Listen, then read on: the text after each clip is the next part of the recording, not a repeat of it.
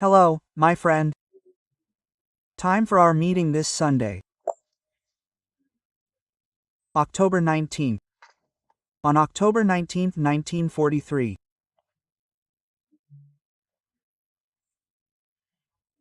it was announced that streptomycin had been isolated in a laboratory at Rutgers University, in New Jersey, United States, to combat the color bacillus, to combat tuberculosis. Streptomycin was essential. Last year, 80 people died in Brazil, 6,000 died. There were 84,000 cases of tuberculosis in Brazil last year. Now in 2020, it was much less, 69,000. Tuberculosis still kills. Remember to subscribe and at the end to leave a like or dislike.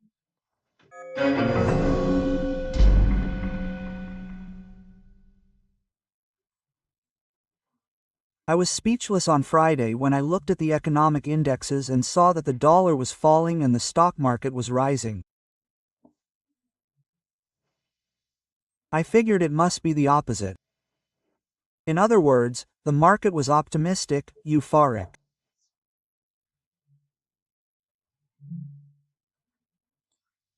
The day after that White House meeting, I was either taking some stimulant, some euphoric, or just completely disconnected from reality.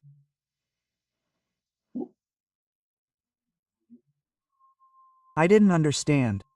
Any journalist knows, right?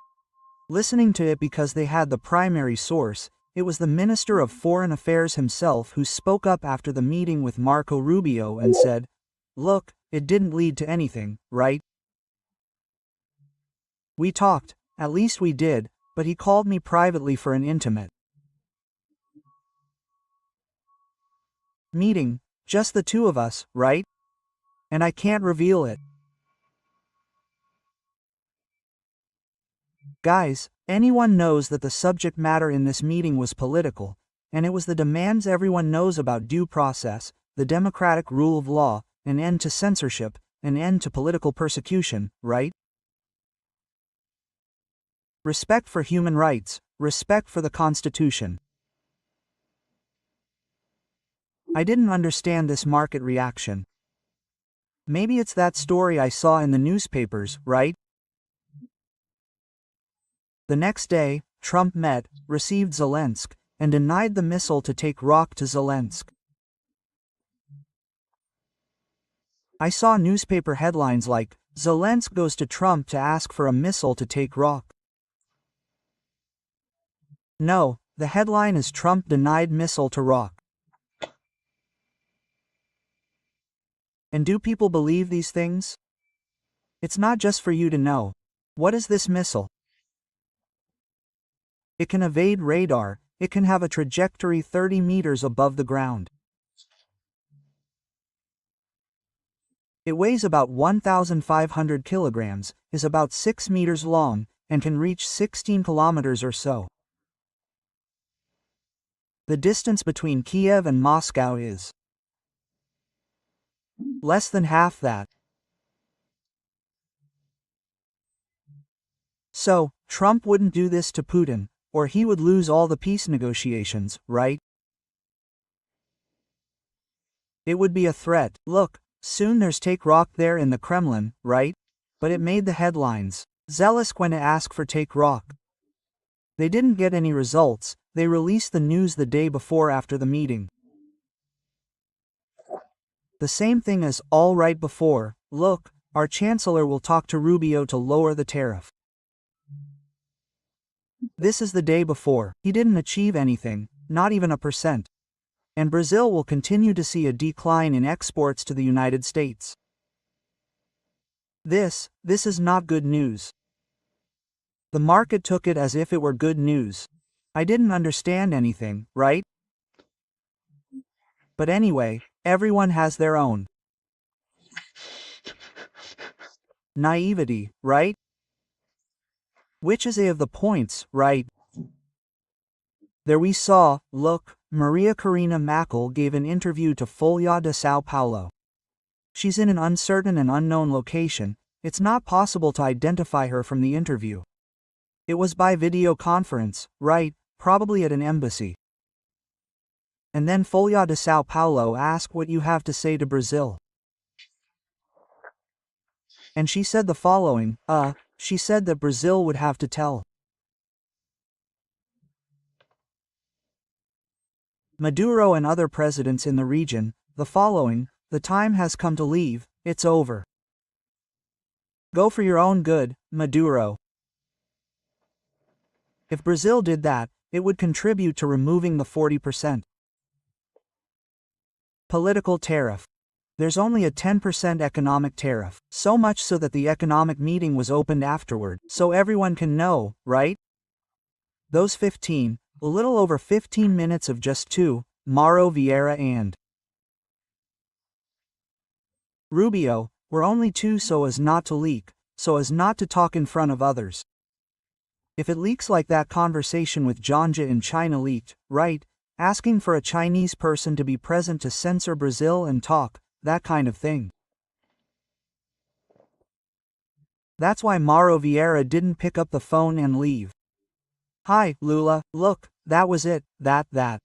No, he got on the plane and came to speak at Alvorada so no one would know. If it was so no one would know what it was. Yeah, it's a kind of ultimatum, right, about human rights, censorship, respect. What is Trump doing in Venezuela? That Maduro leaves, that there will be an election that will re-elect, right, Maria Corina's party. Maria Corina put Ambassador Edmundo there, but it would be much more, just like Trump said exactly about his friend Bolsonaro being persecuted, right? Yeah, prison without facts, prison without law, right? That's what we have here right now. Yeah, it was reopened, reopened a case, an action that had already been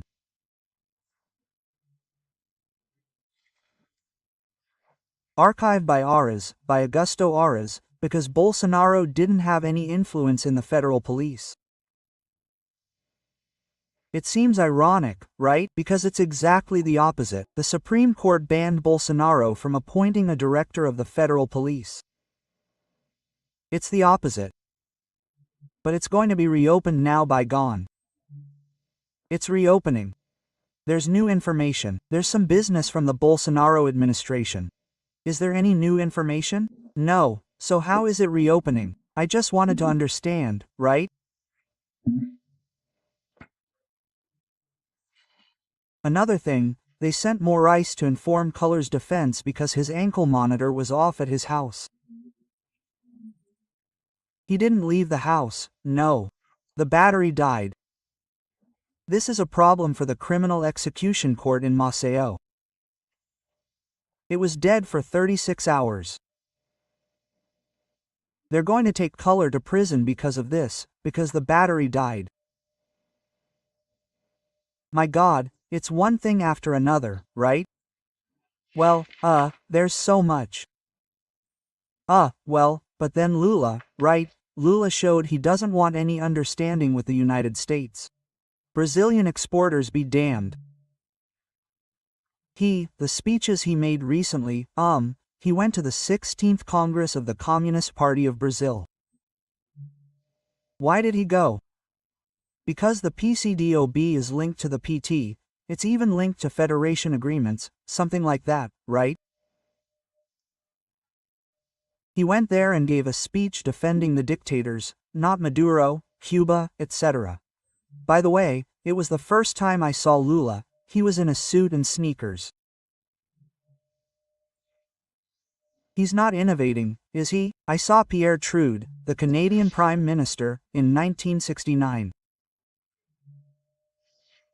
He made international news because he wore a suit, tie, and sneakers.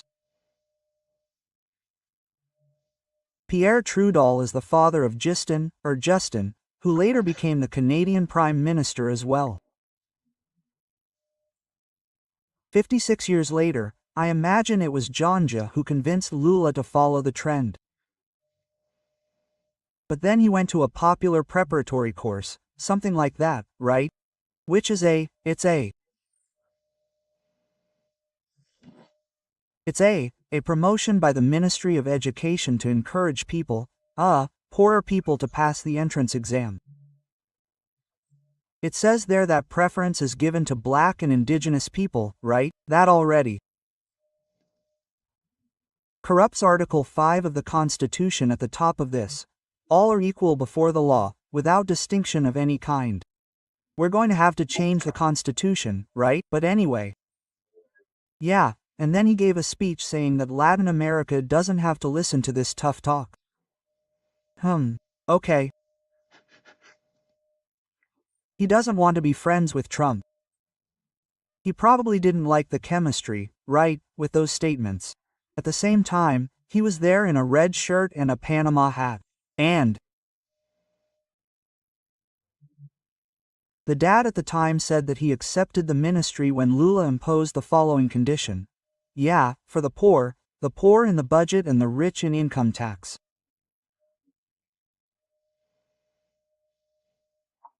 But then he said that the working class is the one who supports the tax system. When their lives improve, the state stops reaching them. The tax system should be the one to reach them, because the working class is in the feminine. But if that weren't false, a fallacy, yeah, he would be admitting that he couldn't comply. If he's saying that it's the poor who support and not the rich don't pay taxes. So, and in the middle of the poor and the rich, there's a huge middle class that pays everything, right? Yeah, so we're like this. Yeah, Lula orders the foreign minister to negotiate with Ruby, just for the record, but he keeps ranting against Trump, against capitalism, against imperialism. Haddad once told me that the future of humanity is Marxism, right? Oh, interesting. Now I see those who signed, some who signed the Democracy Charter in favor of Lula and against Bolsonaro and Paulo Guedes. Was it envy?